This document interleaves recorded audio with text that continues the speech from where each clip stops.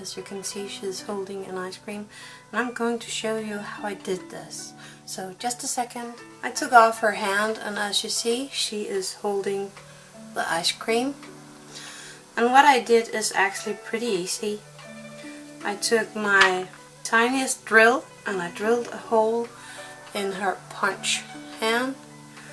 I went through the top between the thumb and the point finger, and it ended out down here. So when I put a toothpick in here, because it's big enough for a toothpick but not more than that, so you can see it's coming out here at the bottom of her hand, so she's like holding a thing.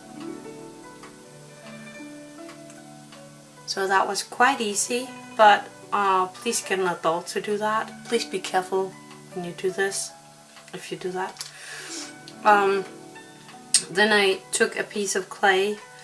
Actually I had the pin in her hand, and I took a piece of clay and molded around up here. And I made a mold with the hand and the hole.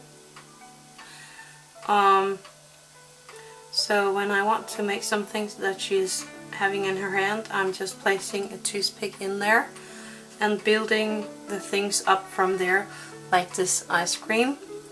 As you can see, the bottom is ending out in the pin, and I made the pin long enough to go down in her hand, but not all the way through, because that would look weird when she's holding an ice cream.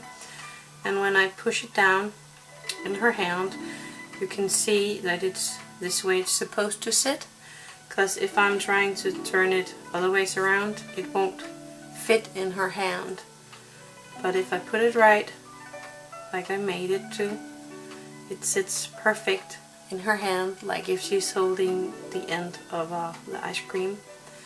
So from here on you can make lots of things that she's holding, and it's only your imagination, but it's quite easy and gives a lot of opportunities to do things. So yeah, just a small tip from here. Happy crafting!